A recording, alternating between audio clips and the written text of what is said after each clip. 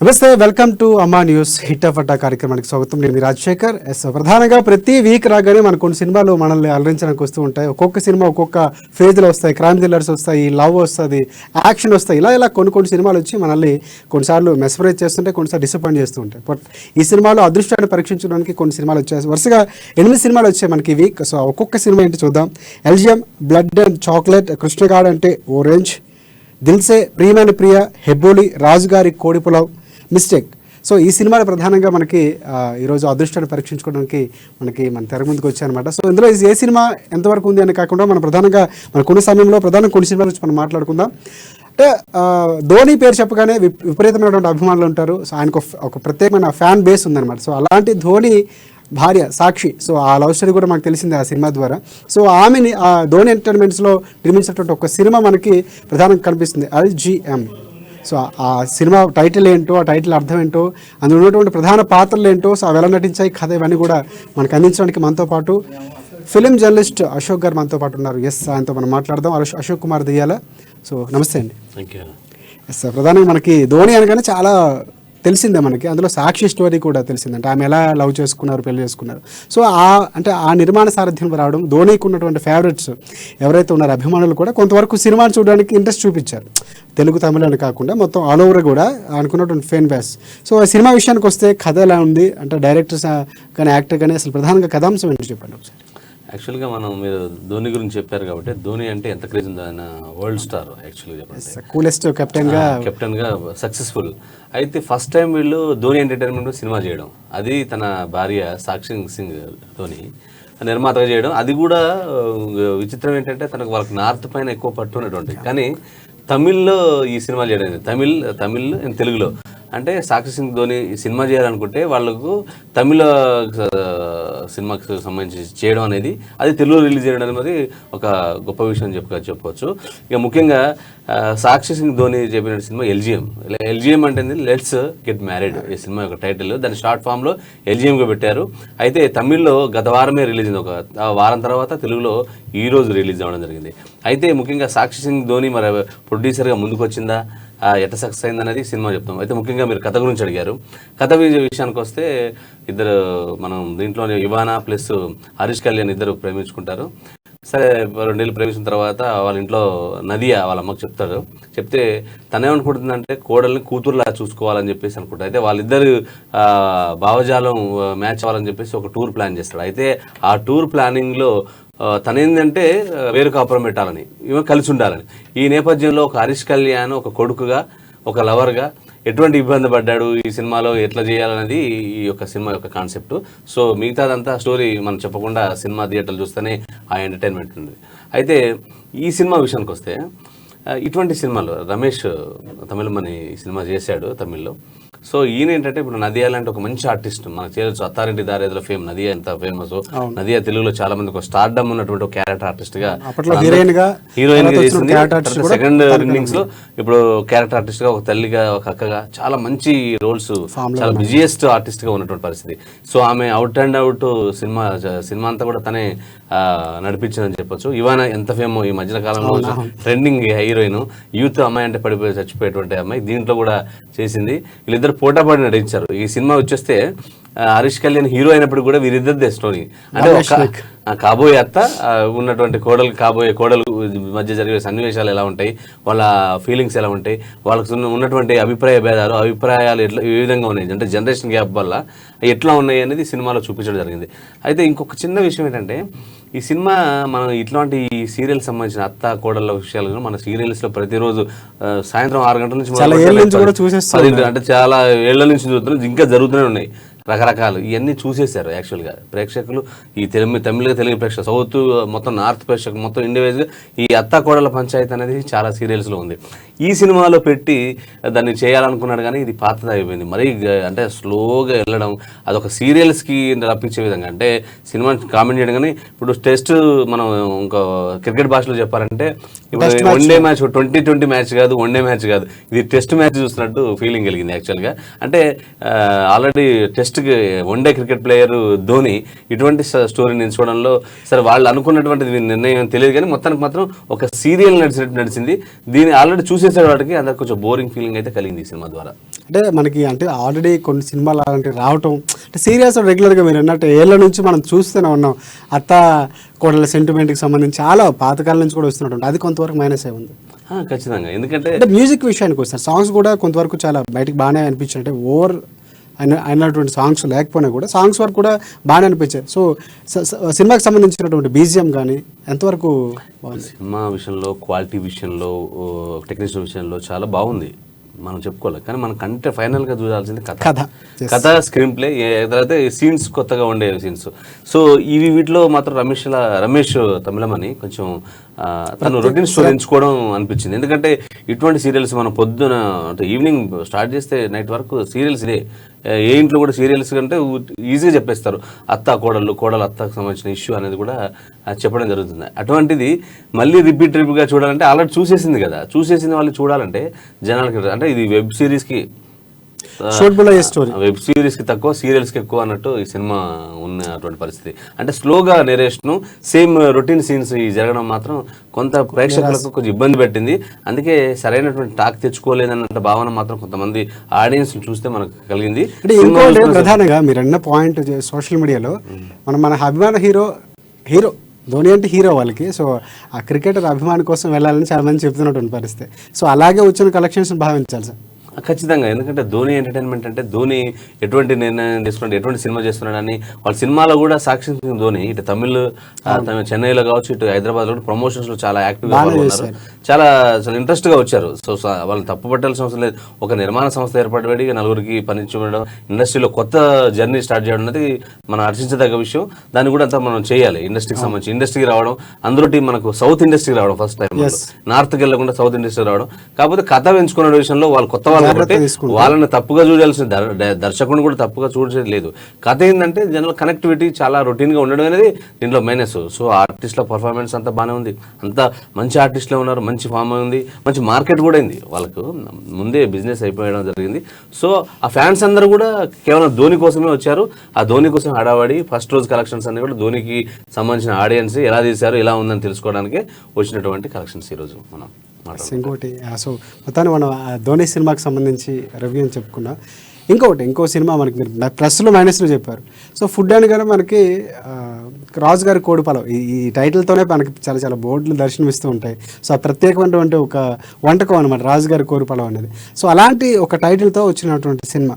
So శివకోణ తన యాక్టర్గా చేస్తూ, నిర్మాణం చేస్తూ, కథ దర్శకత్వం చేసినటువంటి సినిమా. దీనికి సంబంధించి సైన్స్ క్రైమ్ థ్రిల్లర్గా ఉన్నటువంటి సినిమా. ఈ సినిమాకి సంబంధించి మన అమ్మా న్యూస్లో కూడా మనం ప్రత్యేకంగా మాట్లాడినటువంటి యూనిట్తో మాట్లాడాం. ఈ సినిమాలో ప్రధాన కథాంశం ఏంటి? సో జనాలు అంటే ఇలాంటి థ్రిల్లర్స్ మనకు చాలా వచ్చిన సినిమాలు.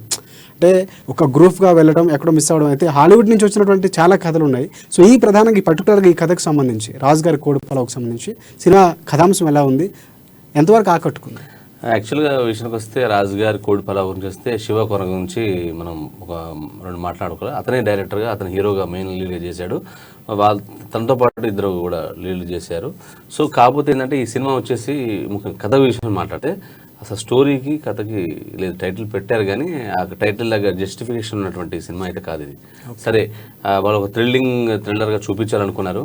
అయితే ముఖ్యంగా కథ విషయానికి వస్తే ఒక ఆ గ్రూప్లో ఉండే లేడీ తనకు కొన్ని ఒక బ్యాడ్ రిలేషన్షిప్స్ని గిట్టగా వారిని ఏ విధంగా ఇబ్బంది పెడుతుంది, ఏ విధంగా వాళ్ళని టార్గెట్ చేస్తుంది అనేది సినిమా కథాంశం. యాక్చువల్గా దీంట్లో ఈ శివకోన ఇంకా నేహ అమ్మాయి ప్రధానంగా నేహా దేశపాండే కానీ, కునాల్ కౌశిక్ కానీ వీళ్ళందరూ కూడా చేసి నలుగురు మొత్తం 5 members ఉంటే ఈ సినిమా కథ తిరుగుతుంది.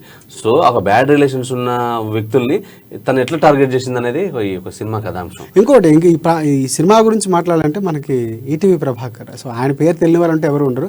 ఆయన్ని మెయిన్ పర్టికులర్గా ఆయన రాజుగారిగా చూపిస్తూ ఒక పోస్టర్ కూడా వేశారు ఆ చికెన్ లెగ్ పీస్కి సంబంధించి.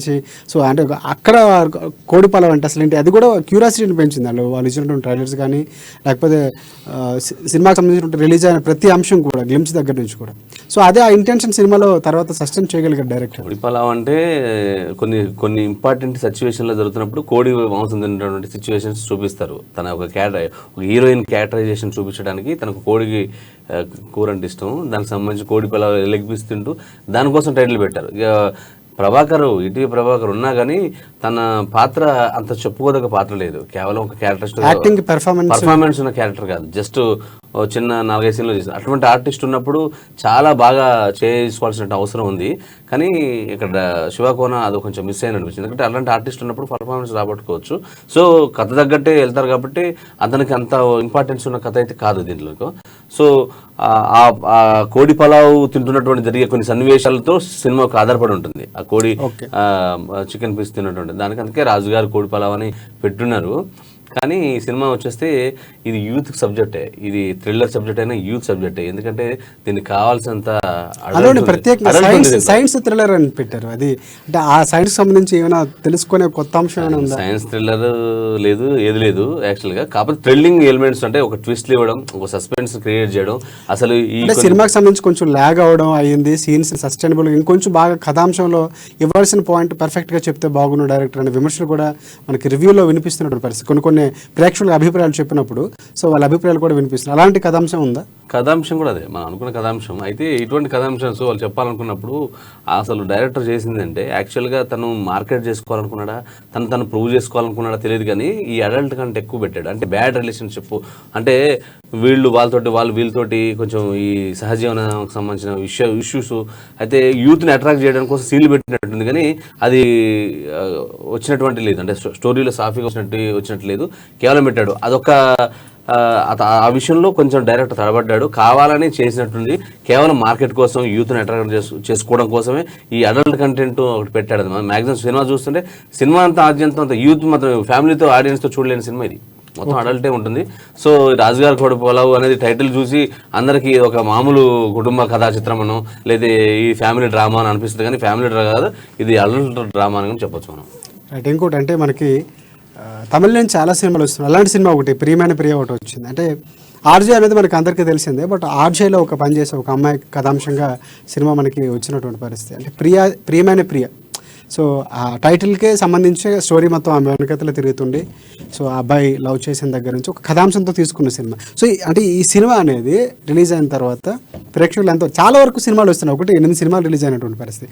ఇన్ని సినిమా పోటీ ప్రపంచంలో ఆ సినిమా ఎంతవరకు నిలబడింది? ఇప్పుడు మీరు కరెక్ట్గా చెప్పారు. అయితే యాక్చువల్గా ఈ సినిమాలకు ఒక్కసారి తమిళ సినిమాలు, ఇప్పుడు ఇది యాక్చువల్ తమిళ తెలుగులో ఇది హెబ్బులు కావచ్చు, కిచ్చస్ సుదీప్ చేసినటువంటిది ఇది కావచ్చు, chocolate and blood and chocolate అదొకటి కావచ్చు. ఈ సినిమాలన్నీ తమిళ నుంచి వచ్చినటువంటి సినిమాలు ఇవన్నీ. యాక్చువల్గా Surya son of Krishna re release అయింది. అంటే ఈ సినిమాలన్నీ ఎందుకంటే రేపు జైలర్ వస్తుంది 10వ తారీఖు 11 మెగాస్టార్ చిరంజీవి. ఈ సినిమాలో వచ్చేసరికి మన బ్రో రిలీజ్ అయింది. ఈ బ్రోకి వీటికి మధ్యలో థియేటర్ దొరికే పరిస్థితి లేదు. అందుకే సినిమాలు ఒక్కసారిగా దాదాపు 9 సినిమాలు, ఇంకా ఇంగ్లీష్ సినిమా చూస్తే 10 సినిమాలు దాకా ఉన్నాయి. ఇటువంటి సినిమాలన్నీ ఒక్కసారి టాలీవుడ్లో వచ్చాయి. అన్ని సీనియర్ సినిమాలే, ఎందుకంటే వాటికి టైం దొరికింది ఇదే కాబట్టి. రైట్ ప్లేస్ అని చెప్పేసి, రైట్ చాయిస్ అని, రైట్ డిసిషన్ అని చెప్పేసి వాళ్ళు రావడం జరిగింది. ఇక మేము ప్రియమైన ప్రియ గురించి చూస్తే తమిళ్ ఆర్జేగా ఉన్నటువంటి ఒక అనాథ వ్యక్తి తన ఆర్జేగా తన వాయిస్ వింటూ ఇష్టపడుతుంటాడు. ఆ ఇష్టపడే క్రమంలో కొన్ని సైకోగా మారుతూ ఉన్నటువంటి పరిస్థితి చూసాం. తన పెరిగిన విధానం అవన్నీ కూడా తనకు చేస్తాడు. ఆ సైకోగా మారి తనను దక్కించుకోవాలన్న చేసేటువంటి ప్రయత్నంలో తను ఎటువంటి ఇబ్బందులు పడ్డాడు ఏందనేది ఇది ఒక సినిమా కథాంశం. సో ఓవరాల్గా ఏంటంటే దాంట్లో లీసా అనే ఆర్టిస్ట్ ఉంది, అశోక్ కుమార్ అని అతను తమిళ ఆర్టిస్టు. వీళ్ళిద్దరు పర్ఫార్మెన్స్ అంటే త్రూ అవుట్ సినిమా వీళ్ళ మధ్య నడుస్తుంది. ఒక డైరెక్టర్ సుజిత్ చాలా అంటే థ్రిల్గా తీసుకోవడం, ఇంటర్వల్ బ్యాంగ్ తీయడం కానీ ఇవన్నీ కూడా కొంచెం ఇంట్రెస్టింగ్ కావాలని చెప్పాలి. ఓవరాల్గా చెప్పాలంటే తను చివరికి సస్పెన్స్ని, ఈ క్రైమ్ సైకో డ్రామా థ్రిల్లర్ని ఎలా తీసుకొచ్చాడు చివరి వరకు, వాడు ఎట్లా పెరిగిన వాతావరణం ఏంటి, ఎట్లా కంక్లూజన్ చేశారు, ఎట్లా దాని నుంచి తప్పించుకోగలిగింది అనేది సినిమా చేయడంలో బాగా చేశాడు. హీరో క్యారెక్టర్ ఒక మెసేజ్ కూడా ఇవ్వడానికి ప్రయత్నం చేస్తారని విన్నాము. అంటే ప్రధానంగా లవ్ చేయండి తప్ప వాళ్ళు ఇబ్బంది పెట్టొద్దు, ఇష్టం లేకపోతే అని ఒక మెసేజ్ కూడా, అంటే ప్రేమించే క్రమంలో దానికి సంబంధించి మెసేజ్ కూడా ఇచ్చే ప్రయత్నం చేశాడు. ఆ సినిమా చివరికి మనకు అదే తెలుస్తుంది. మెసేజ్ ఏంటంటే చేయొచ్చు కానీ తను ఇబ్బంది పెట్టదు, తన వల్ల ఎవరు ఇబ్బంది పడతారు, ఏంటి ఇబ్బంది పడతారు, రిలీజ్ అయ్యే విధానం, ఆ రిలీజ్ అయినప్పుడు తను ఇబ్బంది పడడం తనకు తను ఏం చేసుకున్నాడు, అనేది ఒక సినిమా. అయితే మన దీంట్లో ఈ కథ నడిపే విధానంలో మాత్రం డైరెక్టర్ సక్సెస్ అని చెప్పొచ్చు. అతను డెబ్యూ డైరెక్టరే. మొత్తానికి తమిళ్ అంటే తెలుగు ప్రేక్షకులకు కూడా దీని తగ్గట్టు అంటే ఇక్కడ ఉన్నటువంటి జీవాకృష్ణ కానీ సురేష్ కానీ సీనియర్ ఆర్టిస్ట్ సురేష్ కావచ్చు, ఇక్కడ ఉన్న బ్యాక్గ్రౌండ్స్ కావచ్చు, ఇక్కడ ఉన్నటువంటి అవన్నీ బోర్డ్స్ హైదరాబాద్ లొకేషన్ తీసుకోవడం వల్ల ఇది మనకు తెలుగు మన సినిమానే మన వాళ్ళ సినిమానే అనేది కొంచెం భావన కలిగించిండు. సో ఓవరాల్ చెప్పాలంటే ఈ సినిమా వచ్చేసి త్రూ అవుట్ మంచిగా ఒక సస్పెన్స్ థ్రిల్లర్ చూడడానికి ఈ సినిమా మంచిగా నచ్చింది, మంచి తీశారు. ముఖ్యంగా అశోక్ కుమార్ చెప్పాలి, ఆర్టిస్ట్ అశోక్ కుమార్ గురించి చెప్పాలి. లీసా వీళ్ళకి సంబంధించిన పాటలు శ్రీకాంత్ దేవ తనయుడు, మ్యూజిక్ బాగుంటుంది. అండ్ శ్రీకాంత్ దేవ చాలా మన సినిమాలు కూడా చాలా చేశారు. సో దీంట్లో కూడా బాగా సినిమాలో ఎక్కువ మ్యూజిక్ ఉంటుంది. ఇప్పుడు ఆర్ఆర్ సంబంధించిన సినిమాలు ఆర్ఆర్ కూడా బాగుంటుంది, బీజిఎం కూడా బ్యాక్గ్రౌండ్ మ్యూజిక్ అని చాలా బాగున్నాయి. సో ఓవరాల్ గా మంచి టెక్నీషియన్స్ ఉన్నారు, మంచిగా అవుట్పుట్ వచ్చింది. బాలకృష్ణ అంటే అశోక్ కుమార్ బాలకృష్ణ చాలా ఎక్స్ట్రాడినరీ చేశాడు. అంటే వేరియేషన్స్ 2-3 వేరియేషన్స్ ఉన్నాయి. ఒక మంచోడిగా చెడ్డోడిగా సైకో రకరకాల వేరియేషన్స్ అని కూడా తను చాలా పరిపక్వత గల నటుడుగా చూపించగలిగాడు దీంట్లో చెప్పాలంటే. అంటే చాలా సినిమాలు మనకున్నాయి. అంటే రాజుగారి కోడిపలో కానీ, మిస్టేక్ కానీ, హెబ్బుల్ కానీ, మీరు మాట్లాడినటువంటి దిల్సే కానీ, ఇన్ని సినిమాలు రిలీజ్ అవుతున్నాయి వరుసగా. ఏ సినిమా కూడా అంటే చాలా గ్యాప్ దొరుకుతుంది పెద్ద పెద్ద సినిమాలకి. మీరు అన్నట్టు బ్రో చిన్న సినిమాకి వచ్చినా పెద్దగా హిట్ అయినటువంటి పరిస్థితి. అంటే ఇంకొక ఫార్ములా కూడా ఎవరో చెప్పారు, ఎవరు మెహర్ రమేష్, బీబీబీ అంటే బి అంటే బోలాశంకర్ రాబోతుంది, బ్రో సినిమా హిట్ అయింది ఆల్రెడీ, బేబీకి సంబంధించి అయిపోతుంది 3 సినిమాలు మనకి తెలుగు ఇండస్ట్రీకి వస్తాయని ఏదో ఒక ఫార్ములా కూడా చెప్పారు. ఈ మధ్యలో వచ్చిన సినిమాలు ఏవి కూడా పెద్దగా ఆకట్టుకోలేకపోతున్నాయి. అంటే మనం చెప్తున్నప్పుడు కూడా కొన్ని సినిమాలు అంటే సామాజిక వర్గంలో కొంతవరకు సక్సెస్ఫుల్గా ఇప్పటికీ ఓటీటీలో కూడా ఎక్కువ సినిమా చూసినటువంటి సినిమా వెళ్తున్నటువంటి పరిస్థితి కనిపిస్తున్నా కూడా పూర్తి స్థాయి ఎందుకు ఇంత గ్యాప్ని అసలు ఇన్ని సినిమాలు ఎందుకు వస్తున్నాయి? యాక్చువల్గా మనకు డిమాండ్ కంటే ఎక్కువ సినిమాలు అంటే ప్రేక్షకుల డిమాండ్ కొంత 10-12 ఒకేసారి వస్తున్నాడు. ప్రేక్షకులకు మించినటువంటి అంటే మనకు ఎంటర్టైన్మెంట్ అనేది ఇదివరకు ఓన్లీ శాటిలైట్ ఉండేది, ఇప్పుడు ఓటీటీ వచ్చేసింది, యూట్యూబ్ వచ్చేసింది. అంటే సినిమాలకు ఎంటర్టైన్మెంట్ కావాల్సినంత పెరిగింది, ఈవెంట్స్ ప్రోగ్రామ్స్ ఇవన్నీ పెరిగిపోయినాయి. అంటే ప్రేక్షకుడికి కూడా సినిమా చూడాలంటే ఒక మంచి సినిమాలు ఉన్నట్టే ఇద్దరు టైం చూసుకుంది. ఇప్పుడు టైం లేదు, ప్రతి ఒక్కరు బిజీ లైఫ్లో ఓటీటీకి చూడాలనేది భావన ఒకటి అయిపోయింది. అదే డిమాండ్కి మించి సినిమాలు అంటే ఒక సినిమా హిట్ అయితే దాని తాలూకు 4-5 సినిమాలు అవుతున్నాయి. మనం చూస్తున్నాం వెబ్ సిరీస్ ఎన్నో వస్తున్నాయి ప్రతి వారం. సినిమాలు ఎట్లా వస్తుంది 9-10 సినిమాలు అంటే దాదాపు ఎంతమంది టెక్నీషియన్ అంటే వర్క్ విషయంలో ఇండస్ట్రీకి మంచి దొరుకుతుంది. కానీ ఆ థియేటర్ల సమస్య ఇష్యూ వల్ల వాళ్ళకి రైట్ టైం దొరక ఎటువంటి టైం దొరక వస్తున్నాయి. అందరూ ఒకేసారి వచ్చేసరికల్లా సినిమా మంచి అంటే ఆడియన్స్ కూడా కన్ఫ్యూజ్. మీరు అన్నట్టు ఇంకో పాయింట్, సినిమా తీయటం, కథాంశం, నటీనటులు, లేకపోతే ప్రొడక్షన్ వాల్యూస్ ఇవన్నీ ఒక ఎత్తు అయితే సినిమా ఎప్పుడు రిలీజ్ చేయాలి, ఏ టైంలో రిలీజ్ చేస్తే దానికి ఉన్న బజ్, ఆ బజ్ అనేది కూడా చాలా వరకు సినిమాకి సంబంధించి హిట్ అవ్వడం కారణం అవుతుంటుంది. అలాంటి బజ్ క్రియేట్ అవ్వకపోవడం కారణం అంటే ఇప్పుడు మీరు చెప్పినట్టు ఇప్పుడున్నటువంటి పరిస్థితులు, ఇండస్ట్రీ పరిస్థితులు కానీ, లేకపోతే రిలీజ్ డేట్స్ కానీ ఇవి అడ్జస్ట్మెంట్ అనుకోవచ్చు మనం, లేకపోతే కథాంశానికి సంబంధించి, లేకపోతే వారు ప్రమోషన్స్ చేసుకోవడం లేట్, ఇవన్నీ ఈ అంశాలు యాక్చువల్గా ఫైనల్గా చెప్పినట్టు ఫైనాన్షియల్ వాళ్ళకి ఒక డిసిప్లిన్ లేకపోవడం. యాక్చువల్గా అంటే చిన్న సినిమాలకు వచ్చే కష్టాలు ఏంటంటే ఫైనాన్షియల్ ఇష్యూస్. ఇంకో విషయం టాలీవుడ్ ఇండస్ట్రీ మనం గొప్పగా చెప్పుకుంటాం వెళ్తుంది, కానీ ఇక్కడ చిన్న సినిమాలను పట్టించుకునే నాదుడే లేడు. ఇండస్ట్రీకి సంబంధించిన ఫిలిం ఛాంబర్ కావచ్చు, నిర్మాతల మండలి కావచ్చు, పట్టించుకునే పరిస్థితి లేదు. ఇప్పుడు నిర్మాత మండలి కొత్త అధ్యక్షులు వచ్చినటువంటి దిల్ రాజు పరిస్థితి, ఆయన కూడా ఫిలిం ఛాంబర్ ఆఫ్ కామర్స్, అది దానికి దిల్ రాజు అధ్యక్షుడు కొత్తగా చైర్మన్ అయ్యారు, ఆయన అధ్యక్షుడు ఉన్నారు. సో ఆయన ఇటువంటి సమస్యలను అధిగమిస్తానని చెప్పారు. చూడాలి అంటే చిన్న సినిమాలకు ముఖ్యంగా ఎందుకు అంటే ఇంకోటి కూడా మనం మాట్లాడుకోవాలి. చాలా సినిమాలు వస్తున్నాయి కానీ సినిమాలో ఖచ్చితంగా కథాంశంలో స్టఫ్ ఉంటే, నటీనటులు యాక్టింగ్ ఉంటే, ఆ ప్రొడక్షన్ వాల్యూస్ ఉంటే సినిమా ఎక్కడైనా హిట్ చేస్తున్నారు జనాలు.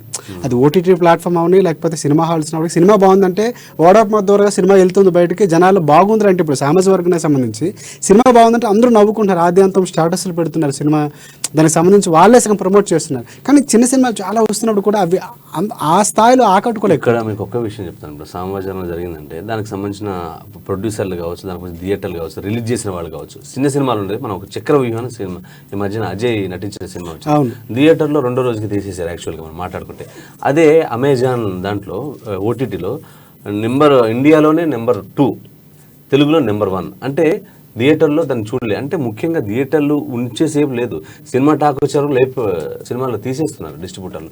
అంటే ఇది ఎందుకంటే ఒక థియేటర్లు ఈ ప్రైవేటు వ్యక్తుల ఆధీనంలో ఉండడం, కొంతమంది చేతుల్లో ఉండడం వల్ల ఓ సినిమా రాగానే ఈ సినిమా తీసేస్తారు. ఈ టాక్ తెలియలోపు సినిమా థియేటర్లో ఉండట్లే. సో అది చిన్న సినిమాలకు, అందుకే అంటున్నా చాంబార్లుగా నిర్మాతలు పట్టించుకునే లేదు. ఒక క్రమశిక్షణ పద్ధతిగా ఒక గవర్నమెంట్ కూడా పట్టించుకుని నిర్మాతలు పట్టించుకోతే చిన్న సినిమా బతుకుతే ఇండస్ట్రీ బాగుంటుంది యాక్చువల్గా. వాళ్ళు కూడా కొన్ని సినిమాలు తీయడానికి వారికి ఆలోచనలకి కొత్త నటినటులు రావడం ఇండస్ట్రీకి బాగా కూడా మీరు అన్నట్టు బిజినెస్ కూడా అవుతుంటుంది. అంటే ఇటువైపు పెద్ద సినిమాలతో కొంత నష్టం వాటిల్తున్నటువంటి పరిస్థితి, అవి చిన్న సినిమాలు వస్తే కనుక హిట్ అయితే ఆ నష్టం ఇందులో పోర్చడానికి అవకాశం కూడా ఉంటుంది. యాక్చువల్గా 24 సెకండ్లో దాదాపు మనం ఓవరాల్ గా చూస్తూ ఉన్నాం, మనకు 10 మంది హీరోలు, పెద్ద హీరోలు అంతా కలిసి 20 మంది ఉంటారు. వాళ్ళు సంవత్సరాలు చేసిన 20 నుంచి 30 సినిమాలు లోపే చేస్తారు వాళ్ళు ఓవరాల్ గా. పోనీ 40 సినిమాలు అనుకోండి స్పీడ్ గా చేస్తే, అంటే మిగతా 200 సినిమాలు అవుతున్నాయి, అంటే 160 సినిమాలు చిన్న సినిమాలు జరుగుతున్నాయి. ఈ చిన్న సినిమాల వల్ల ఇండస్ట్రీ బాగుంటుంది. అంటే ఉన్న టెక్నీషియన్స్ కానీ దాని మీద ఆధారపడ్డ వాళ్ళు డిస్ట్రిబ్యూటర్స్ పరోక్షంగా ప్రత్యక్షంగా కొన్ని లక్షల మంది బతుకుతున్నారు. బట్ కానీ ఇండస్ట్రీ మాత్రం దీని మీద కేర్ లేదు, ప్రభుత్వాలు కూడా దీని మీద దృష్టి చేసుకోలేదు. ఒక క్రమశిక్షణగా రిలీజ్ చేయగలిగితే, అంటే మనం 9 సినిమాలు రిలీజ్ అయినాయి కదా, ఏ సినిమా చూడాలనో కన్ఫ్యూజ్. ఈ టాక్ వచ్చేలోపు ఈ సినిమా తెలుసుకునే లోపు సినిమా ఉండట్లేదు థియేటర్లో. ఈ వీకెండ్లో తెలుసుకునే లోపే సినిమా వెళ్ళిపోతుంది. మీడియాలో వచ్చిన కథనాలు చూసుకున్నా వాళ్ళకు ఒక మంచి సినిమా చూడాలనే భావన లేకపోవడం, అంటే ఉన్న బిజీ టైంలో రెగ్యులర్గా సినిమా చూడే పరిస్థితి లేదు. సో ఇటువంటి పరిస్థితిలో సినిమా ఎలా చిన్న సినిమా బతికి బట్టగట్టాలంటే చాంబర్ కానీ ఇండస్ట్రీ కానీ వీళ్ళు ఉండాలి. ఈ సినిమా మంచి టాక్ రావాలి, ఇవన్నీ ప్లస్ అయ్యేటువంటి అవకాశం ఉంది భవిష్యత్తులో. అంటే మొత్తానికి కొన్ని రోజులు ఒక సినిమా వచ్చిన తర్వాత థియేటర్లో ఉంటే విన్నట్టుగా ఆ టాక్ దాని యొక్క వేవ్ ఎంతవరకు ఉందో, జనాలకు రీచ్ అయ్యేంత వరకు ఉంటే సినిమా సక్సెస్ ఆ ఫెయిల్యూర్ అనేది తర్వాత మనకి డిసైడ్ అవ్వచ్చు, దానికి సంబంధించిన లాభాలు కూడా తీసుకోవచ్చు అంటారు. ఇంకో మనకి ఇందాక మనం మీరు మాట్లాడకూడదు, జైలర్ సినిమా, బోలా శంకర్ సినిమాలు వస్తున్నాయి పెద్దగా, అంటే ఇండస్ట్రీకి మంచి మార్కెట్ ఉన్నటువంటి హీరోగా చెప్పాలంటే రజనీకాంత్ చెప్పాల్సిన లేదు. నాట్ ఓన్లీ దక్షిణ భారతదేశం కానీ ఉత్తర భారతదేశం కానీ ఎక్కడికి వెళ్ళా అలా జపాన్, చైనాలో కూడా ఆయనకి మంచి ఫ్లైట్ల మీద సినిమాని ప్రమోట్ చేసేంత గొప్ప అభిమానులు ఉన్నారు. సో తన సినిమాకి సంబంధించిన అప్డేట్స్, అంటే తన వయసు అయిపోతున్నప్పటికీ మనం అనుకుంటున్నాం అయిపోతున్నా కానీ ఆయన కాదు నేను ఇంకా ఉన్నానని నిరూపించుకున్నారు. బట్ ట్రైలర్ రిలీజ్ కూడా అయింది, అది చాలా బ్రహ్మాండంగా ఉంది. సో ఆ సినిమాకి సంబంధించిన అప్డేట్స్ జనాల్లో ఎంతవరకు ఎక్స్పెక్టేషన్స్ ఉన్నాయంటే చాలా మన ఎక్స్ట్రాడినరీగా మనం చూస్తాం. సమ్మన్న పాట ఎంత కుర్రకారుని రెండు సినిమా థియేటర్ రండి, ఆ సినిమాకి సంబంధించిన పాటనే ట్రెండింగ్ అవుతుంది. ఆయన లుక్స్, ఆయన మేనరిజమ్స్, మన సూపర్ స్టార్ ఆయనకు సంబంధించినటువంటి స్టైల్ ఆటోమేటిక్ గా ఆ సినిమాకి సంబంధించిన ఇప్పటికే బిజినెస్ అయిపోయింది. యాక్చువల్గా ఈ సినిమా గురించి ఆల్రెడీ బిజినెస్ అయిపోయింది తెలుగు రాష్ట్రాల్లో, మొత్తం ఇండియా వైజ్ కూడా ఆ సినిమాకి అనేక భాషల్లో కూడా ఈ సినిమాకి సంబంధించిన బిజినెస్ అయిపోయింది. ఇక బోలా శంకర్ మెగాస్టార్ చిరంజీవి అంటే ఆల్రెడీ ఒక నెల రోజుల నుంచి ప్రమోషన్స్ మొదలైంది. సినిమాకి 6వ తారీఖున కూడా దానికి సంబంధించిన ఆడియో ఫంక్షన్ కూడా వచ్చింది. గ్రాండ్ గా రిలీజ్ చేయాలని ఒకరు పోటీ పడి వస్తున్నారు, అంటే ఎవరికి వాళ్ళు పందాపడికి కూడా ఒక రెండు పెద్ద సినిమాలు చూడాలనేది మాత్రం అందరిలో ఈగర్ వెయిట్ చేస్తున్నారు. ఎందుకంటే వాళ్ళ ఫ్యాన్స్ కోట్లలో ఉన్నటువంటి పరిస్థితి. ఈయనకైతే మొత్తం super star Rajinikanth all over India కంటే అవుట్ ఆఫ్ ది మన వాళ్ళు అక్కడ ఉన్నారు కాబట్టి అక్కడ కూడా ఓవర్సీస్ లో కూడా మంచి మార్కెట్ ఉంది ఇప్పుడు ఇద్దరు హీరోలకు కూడా. సో వీళ్ళు వచ్చేసరికల్లా కొంచెం అందరికి ఈగర్ 6-10 వయసు దాటిపోయిన 6-10 వయసు దాటిన వాళ్ళు యువకులు కదా, 30 వయసులోకి వచ్చి డాన్సులు పాటలు మనం చూస్తున్నాం, అవి ఎంత ట్రెండింగ్ అవుతున్నాయి చూడండి. అంటే ఇప్పుడు ఉన్నటువంటి యంగ్ హీరోలకే వాళ్ళు పోటీ ఇస్తున్నారు. సో మీరు మంచి మాట అన్నారు, 60లో వాళ్ళు 30 లాగా ఉండి ఇప్పుడు 30 వాళ్ళకి ఇస్తున్నారు, వాళ్ళే కాంపిటీషన్ ఇస్తున్నారు. సో వాళ్ళ డాన్స్ కూడా పర్ఫార్మెన్స్ మనం చెప్పొచ్చు ట్రెండింగ్ ఉట్టినే అవ్వదు, జనాలు మనం మాట్లాడుకుంటున్నాం అంటే ఎంత. ఇంకోటి ఇక్కడ బోలా శంకర్ విషయానికి వస్తే మెహర్ రమేష్ సంబంధించి బిల్లా అన్ని ఆల్మోస్ట్ రీమేక్లు చేసిన, బిల్లా ఒక్కటి తప్ప మినహా ఏది కూడా పూర్తి స్థాయిలో ఆకట్టుకోలేదు.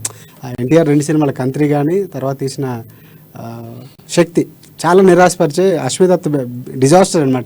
తన సినిమా కెరీర్లో పెద్ద డిజాస్టర్గా ఆయనే చెప్పినటువంటి పరిస్థితి. సో ఇప్పుడు ఈ సినిమా పైన ఎక్స్పెక్టేషన్స్ ఎంత ప్రభావం ఉండొచ్చు అంటారు మెహర్ రమేష్ డైరెక్షన్లో? అంటే చిరంజీవి అనే ఒక ఎత్తు అయితే ఆయన ఎంచుకోవడం అనేదే అక్కడ సక్సెస్ మెహర్ రమేష్కి, కాకపోతే ఇక్కడ ఆయన ప్రభావం ఎంత ఉండబోతుంది? మెహర్ రమేష్ ప్రతి సినిమా ఫ్లాప్ అనేది ఇది ఫ్లాప్ అవద్దని మనం చెప్పలేము. యాక్చువల్గా మంచి కథ, చాలా గ్యాప్ కూడా తీసుకున్నారు, గ్యాప్ తీసుకున్న చాలా వర్కౌట్ చేసి దాదాపు 3 years నుంచి వర్కౌట్ చేసుకుంటున్నారు. దీంట్లో కూడా మంచి ఆర్టిస్టులు ఉన్నారు. చిరంజీవి అనగానే మనకు బ్రాండ్ కలెక్షన్స్ అవన్నీ కూడా ఉంటాయి. వాళ్ళకి ఆల్రెడీ బిజినెస్ కూడా అయిపోయింది. మెహర్ రమేష్ కూడా దీనికి సంబంధించిన కథ ఆల్రెడీ అందరికి తెలిసిందే. సో ఆల్రెడీ ఇంట్రెస్ట్గా ఉంది. యాక్చువల్గా ఈ సినిమా ఖచ్చితంగా హిట్ అవుద్దని అక్కడ మనం చూడవచ్చు. ఇప్పటికీ వచ్చిన పాటలు కావచ్చు, ట్రైలర్ కావచ్చు, ఎంత ఎలా ఉందో ఆ జోక్స్, కామెడీ కావచ్చు. చిరంజీవి అవుట్ అండ్ తను ఎట్లా చేయగలుగుతాడో మీకు తెలిసిందే. సిస్టర్ సెంటిమెంట్ లో కూడా ఇవన్నీ కూడా కీర్తి సురేష్, తమన్నా వీళ్ళందరూ ఉండడం, మంచి మ్యూజిక్ ఉండడం అన్నీ మనకు ఆల్రెడీ మేకింగ్స్ చూస్తే అర్థమైపోతుంది. ఈ సినిమా కావాల్సిన అన్ని కూడా ప్రేక్షకులు కావాల్సిన అన్ని కమర్షియల్ ఎలిమెంట్స్ ఉన్నాయి దీంట్లో. అఖిలాండ్ కుటుంబానికి సంబంధించి కూడా అంటే ఇప్పుడు మల్టీ స్టార్ లాగే ఆల్మోస్ట్ అవుతున్నట్టు. మల్టీ స్టార్ ఇప్పుడు అందరూ తెలిసిన ఆర్టిస్టులు కదా, ఇటు హీరోయిన్స్ వీళ్ళు, సుశాంత్ వీళ్ళందరూ ఉండేసరికి సినిమా మీద మంచి హైప్ ఉన్నాయి. ఏంటి అనేది ఈగర్ వెయిట్ చేస్తారు. మెగాభిమానులు కాదు, మామూలు ఆడియన్స్ కూడా ఈ సినిమా ఎలా ఉండబోతుంది అని. ఎందుకంటే వాళ్ళ వేరే హిట్ కొట్టాడు, ఆ హిట్ తర్వాత మరో సినిమా వస్తుంది, కొంచెం మాస్ ఎంటర్టైన్మెంట్ సినిమా. చిరంజీవి అంటే మాస్. సో ఈ సినిమా కోసం అందరూ ఈగర్ వెయిట్ చేస్తున్నారు, మనం కూడా వెయిట్ చేస్తున్నాం. నెక్స్ట్ వీక్ ఒక మంచి రివ్యూతో రావాలని కూడా మనం కూడా ఆశిద్దాం, మంచిగా ఉండాలని కూడా కోరుకుందాం. యాక్చువల్లీ నిజానికి అశోక్ గారు అన్నట్టు ఇండస్ట్రీ బాగుండాలి. ఎందుకంటే ఇండస్ట్రీ అంటే ఒక సినిమా, చిన్న సినిమా అయినా పెద్ద సినిమా అయినా దాదాపుగా 100 మంది కార్మికులు దాని వెనక పనిచేస్తారు, వాళ్ళకి జీవనోపాధి ఉంటుంది. సినిమా అంటే ఒక ప్యాషన్ అనమాట. సో అందుకే ప్రధానంగా సినిమాలకు సంబంధించి రివ్యూ చెప్పడానికి రీజన్ కూడా అది. సో ఈ రివ్యూ అనేది కేవలం మా దృష్టికోణంలో మాత్రమే చెప్పినటువంటి పరిస్థితి. ఓలా అశోక్ గారు దృష్టికోణంలో, నా దృష్టికోణంలో చెప్పినటువంటిది. ప్రత్యేకంగా సినిమా రివ్యూ తెలియాలంటే మాత్రం, మీ అభిమానతానికి తెలియాలంటే ఖచ్చితంగా సినిమా థియేటర్కి వెళ్ళాలి. సో సినిమాలు చూడండి అని మాత్రం హిట్ ఆఫ్ అట్ ద్వారా చెప్తున్నాం. ఇది ఇవాళ హిట్ ఆఫ్ అట్. మరో వారంలో మరికొన్ని సినిమాలతో, మరికొన్ని సినిమాలు ఆల్రెడీ సినిమా అప్డేట్స్ కూడా చెప్పేస్తాం కాబట్టి బోలశంకర్ ఈ సినిమాలన్నీ కూడా రివ్యూలు మనం నెక్స్ట్ వీక్లో మాట్లాడుకుందాం. అంతవరకు చూస్తూనే ఉండండి అమ్మ న్యూస్, నిజం కోసం జనం కోసం.